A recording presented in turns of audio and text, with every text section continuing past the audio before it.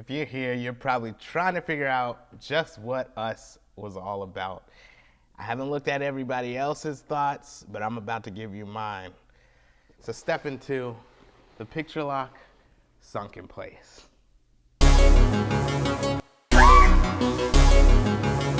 For me, Us was a really fun ride. I haven't looked at other people's, what the deeper meaning is, just because I wanted to keep mine as pure as possible. So what I want to do with this is I want to hammer through the film on a deeper explanation by going through it to hit things you may have missed. Then I'll dive into characters, cinematography, sound, Easter eggs, and what I think of Jordan Peele as one of the next auteurs. So overall, Us is about us as a society, the haves and the have-nots and how we treat one another, but on a deeper level, how we should see ourselves in each other. Perhaps it's also a warning to watch how we treat one another because a reckoning could be inevitable, as Peele alludes to plenty of times throughout the film with Jeremiah 11:11. I'll get to that in a bit. But the film starts out with text letting us know that there are thousands of abandoned underground tunnels that lie beneath America. Now, this automatically pushes an idea into your imagination and wondering if that's true and what could be down there to help ease you into the film's premise. I think that was really smart on Peele's part. The following scene is a slow push into a 1986 commercial of Hands Across America, in which the voiceover says 6 million will tether themselves together. In the meantime, a young Adelaide, played by Madison Curry, watches in the reflection of the TV. Now this sets you up for understanding why Red, Adelaide's tethered, or shadow as she called it, creates a plan based on the last thing she saw on TV. Now, students of horror and sci-fi should have known Adelaide wasn't the same girl that went into Merlin's forest when her mother said anything could have happened to her. That was in the scene following the creepy rabbit 1.5 minute opening, which Peele uses to really get you to slow down, understand that he is the director, he is going to guide the pace of the film. But Peele basically let us know right there what was up. Plus, they mention that she hasn't talked since they found her, mainly because the tethered Adelaide doesn't know how to speak as a soulless copy. Cut to the present. Tethered Adelaide is an adult married to Gabe, played by a wonderfully goofy M'Baku, Winston Duke. They have 2 kids, Zora and Jason. Shahadi Wright Joseph gives a strong performance as Zora, and Evan Alex makes interesting choices as Jason, and I'll get to that later. The car scene where they drive to the beach plays so differently the second time around. So the first time I saw the film, it was with the screening, and the audience that I saw it with, we all cracked up when Adelaide tells Jason to catch the beat of I Got 5 on It because she was so offbeat, which is partially the point. The tethered Adelaide isn't fully human and she's had to adapt. Something's a bit off with her. Even on the beach, she tells Elizabeth Moss's character, I have a hard time just talking, and she does her hands like this to establish a connection that never quite makes it, which is really interesting because you see that in her relationships with both her kids and the shadow kids. Of course, when Jason goes missing on the beach, Adelaide goes crazy, not just because she thinks he could have been lost, but because she knows he could have been taken, which she actually says when we fast forward to that night when, as she's walking through, the game is tied 11-11 in the 7th inning on the TV, and the time is 11:11 p.m. in Jason's room. Adelaide feels that the real Adelaide is getting closer. She tries to explain the traumatic incident from her childhood to her husband, Gabe, who's taking up most of the bed as he focuses on other things. I don't feel like myself, Adelaide says, but then Gabe responds, I think you look like yourself, which is an interesting response because usually you wouldn't focus on looks, but boom, the lights go out and the tethered are standing in the driveway. Now, the driveway scene is played for laughs, but the truth is 3/4 of the family don't know what he's saying. The tethered don't speak English, so they await the orders of Red. And once the entire family is in the house, Peele circumvents the norm by having a family sit down of sorts, drawing out the tension of this confrontation by a systematic storytelling and letter dissection of the family. Now, one interesting moment in Red's story about the shadow is how she describes a prince coming along and sweeping the girl off her feet. But the shadow was introduced to Abraham, Gabe's tether, and she says it doesn't matter if they loved each other. This really kind of stood out to me because the first time they said that she was given a child who had this smile on her face, that's Umbre. But this portion of the story is a backstory for the fuel to Red's rage, because since Red is the human in this situation, equipped with a soul and full of emotions, she underwent rape, really, to have Pluto, the boy. She wasn't a soulless tether that did whatever the real humans did and just a copy. She was a human living in the tethered world. So the second time around, I had a lot more compassion for Red than I did on first glance. You automatically side with the family you know the first time you see the film, but tethered Adelaide knew that she wasn't supposed to be living the life she was living the entire time, but stayed living the good life because a life of privilege is better than slumming it down below. But before we go judging Adelaide, I think this is the core of Us. It takes a look at societal discrepancies and injustices through its universe. How many times do we turn a blind eye to those in need to suit our own needs? Perhaps those in society who are less fortunate or disenfranchised. Like tethered Adelaide, how many of us make it out of a bad spot and don't turn back to give a helping hand? So when Gabe asks, "Who are you?" Red says, "We're Americans." It's a great illustration of how we interact with one another on many different layers. So I'm not going to keep going through the entire film beat for beat. Instead, I'm going to jump into some specific topics that make the film clearer. Let's talk characters. First off, Lupita Nyong'o. This should at least have her nominated for a second Oscar and first as Best Actress. She absolutely crushed both roles as Adelaide and Red. Now, Adelaide is constantly on edge, and we think it's as a mother who experienced childhood trauma, but obviously it's because she knows she isn't supposed to be there. Nyong'o's Red, I think, should have had more screen time. If she had had more screen time, she would be on the top list of movie villains for sure.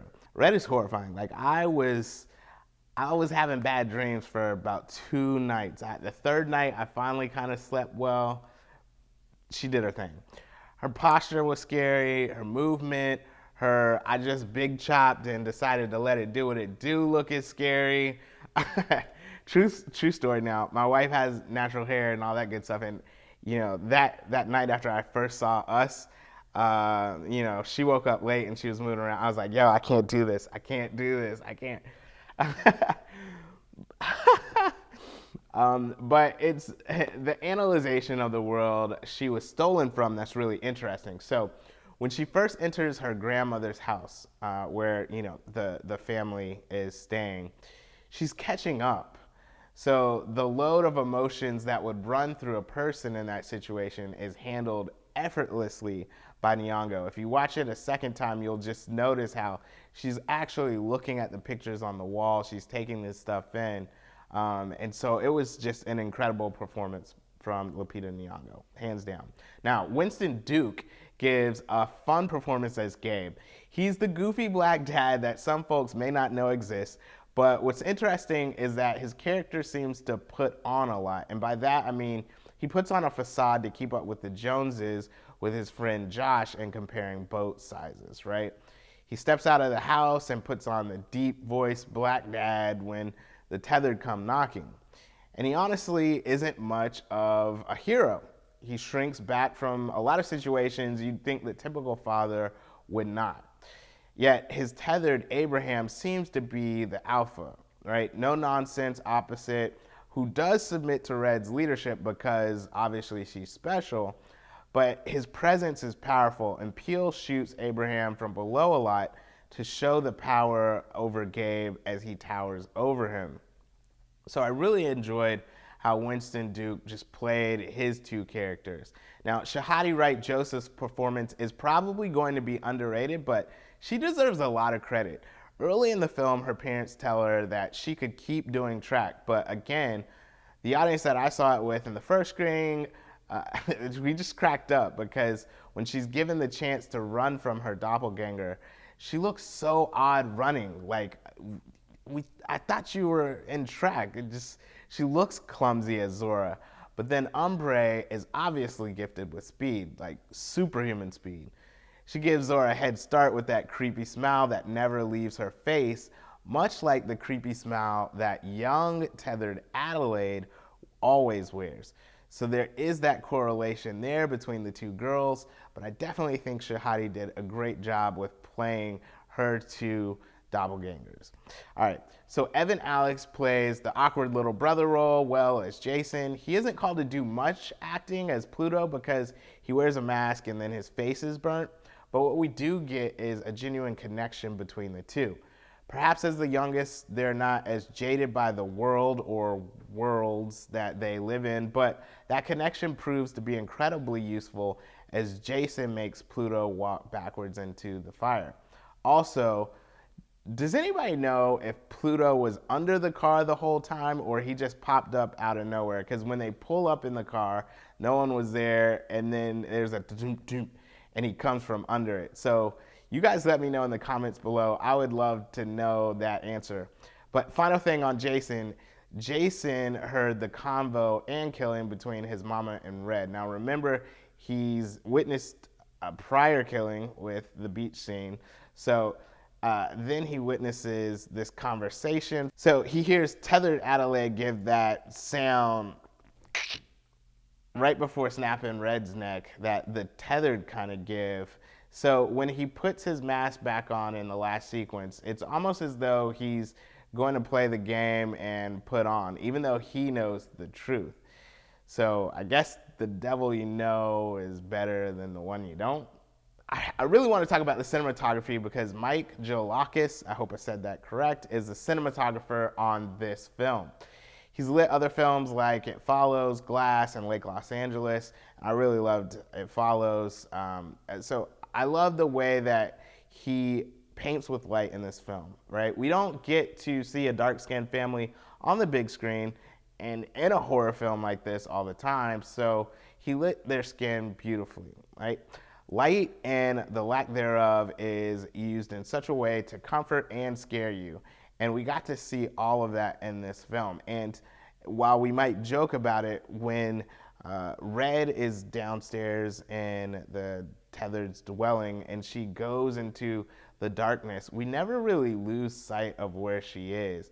And so I think it was just a masterful job of cinematography that definitely needs to get the thumbs up for. Let's get into sound. So if there's one thing I think we can start to expect from a Peele film, it's his collaboration with Michael Abels, who also did the music for Get Out.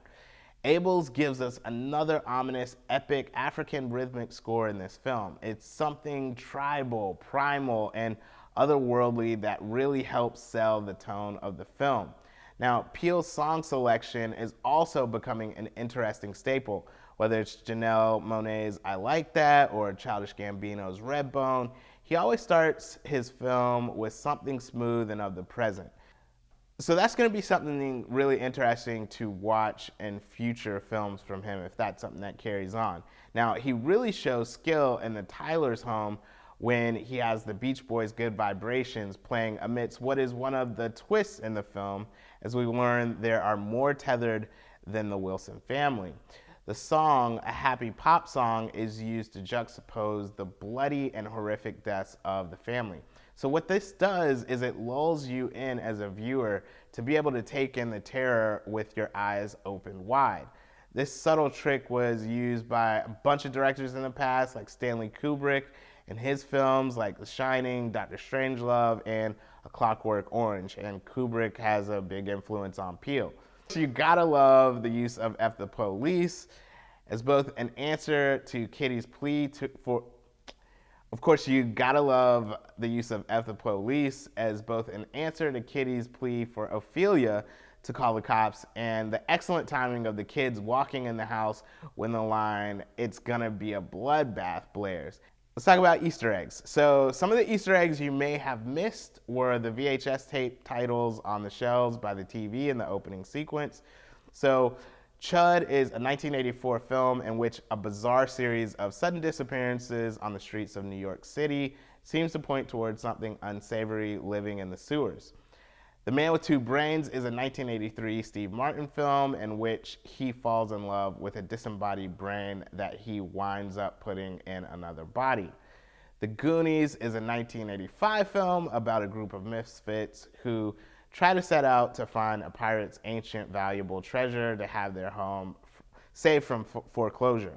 Now, while this is a beloved classic, everybody loves The Goonies, the movie poster itself says The Secret Cave, and there's a definite tie-in to the secret tunnels in the film. A reoccurring object is an ambulance. So there's an ambulance helping Jason to get out of the closet by slipping it between the door. An ambulance is also the last vehicle that helps the family later get out of town. Other thing, Jeremiah 11:11, it comes up throughout the film. It states, "Therefore this is what the Lord says, I will bring on them a disaster they cannot escape. Although they cry out to me, I will not listen to them." Each time the tethered and us meet, we get the reference. So when they say it's tied 11 to 11 on the TV, and then the time is 11:11, the reckoning is upon us. It's a really smart move. We know something's gonna happen. This even happens with young Adelaide, as when she's going off of the boardwalk, she sees the guy that's holding the sign initially. So that repetitive kind of Easter egg comes out throughout the whole entire film. The handcuffs are really interesting. Adelaide handcuffed Red to the bed as a child, so it makes sense that Red would handcuff Adelaide later on. The great part is that she's cuffed to the table by Red and then to the bed later in the beach house by Dahlia. Kitty's tethered. She remains handcuffed through the end of the film until she gets the key from around Red's neck to free herself after killing her. The dance is one that's interesting because I was wondering the whole time, why did the tether revere Red after the dance was done? I didn't really get that until I watched it a second time. The child psychologist told her parents to get young Adelaide involved in things until she felt comfortable to tell her story, or to perhaps tell her story through it. So I think Adelaide did just that.